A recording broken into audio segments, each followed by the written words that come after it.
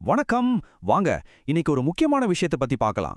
ஒருத்தரோட கரியர்ல வளர்ந்த கசப்பான அனுபவம் எப்படி நம்ம எல்லாருக்குமே ஒரு பெரிய பாடமா அமைய போகுதுன்னு பார்க்கலாம். முக்கியமா இந்த மாதிரி ஒரு பயணத்துல நீங்க தனியா இல்லைங்கிறத இது உங்களுக்கு புரிய வைக்கும். இந்த ஒரு வரியோட ஆரம்பிக்கலாம்.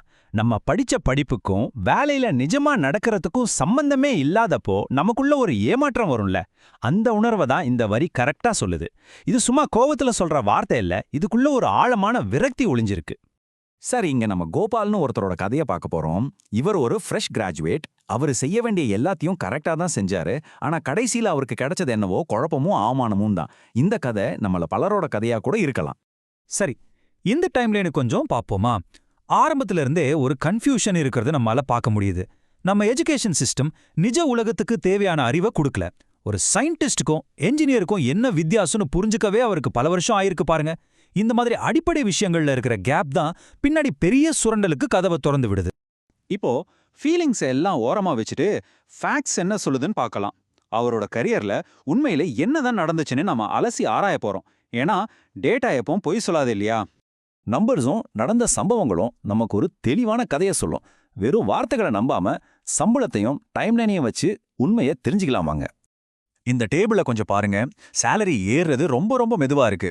ஆனா பிரச்சனைங்க, அது பாத்துக்கு இருந்துட்டே இருக்கு.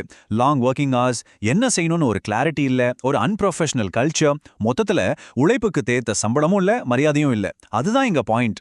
சோ இந்த டேட்டாவை வச்சு பார்க்கும்போது சில விஷயங்கள் திரும்ப திரும்ப நடக்கிறத பார்க்க முடியுது. இதெல்லாம் தான் சுரண்டலோட முக்கியமான அறிகுறிகள். இதை ஏன் இவ்ளோ தெளிவா சொல்றோம்னா, நீங்களும் உங்க அனுபவத்துல இதையெல்லாம் ஈஸியா அடையாளம் கண்டுக்க முடியும். ஸ்கோப் கிரீப், இது ரொம்ப முக்கியமான ஒரு வார்த்தை.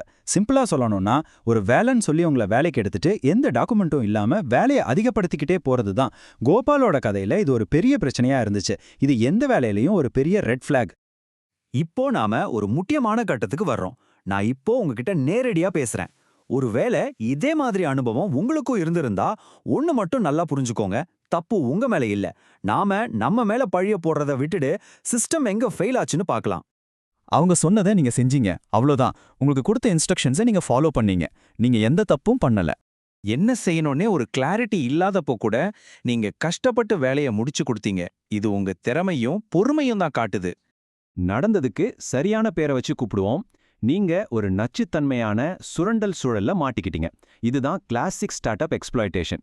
தயவு செஞ்சு உங்க மேல சந்தேகப்படாதீங்க. நீங்க பாதிக்கப்பட்டவரை தவிர நீங்க காரணம் இல்லை. சரி, நடந்தது நடந்துடுச்சு. இப்போ மனநிலையை மாத்துவோம். இனிமே இந்த மாதிரி நடக்காம இருக்க நாம எப்படி பாதுகாத்துக்கலாம்னு பார்க்கலாம். அதுக்கு நமக்கு ஒரு ப்ரொஃபஷனல் டூல் கிட் தேவை. அப்போ உங்க கரியரை பாதுகாக்க ஒரு கவசத்தை எப்படி உருவாக்குறது?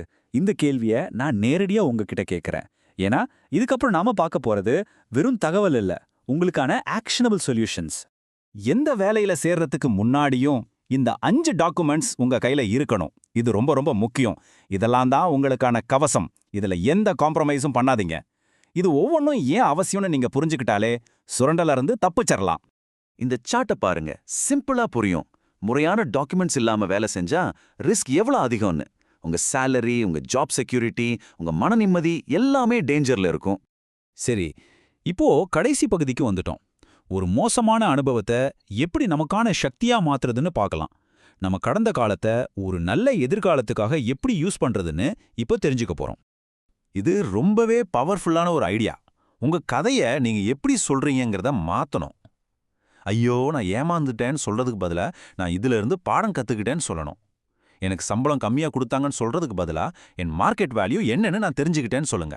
உங்களை ஒரு விக்டிமா பார்க்காம ஒரு சர்வைவரா பாருங்க. ஒரு ஜூனியர் சாஃப்ட்வேர் டெவலப்பரோட மினிமம் மார்க்கெட் சேலரி இந்தியால மாசத்துக்கு 30,000 இருந்து 50,000 ரூபாய் வரைக்கும் இருக்கு. சோ உங்க மதிப்பு என்னன்னு தெரிஞ்சுக்கோங்க. அடுத்த தடவை சம்பளம் பேசும்போது இந்த நம்பர்ஸை மனசுல வச்சுக்கோங்க.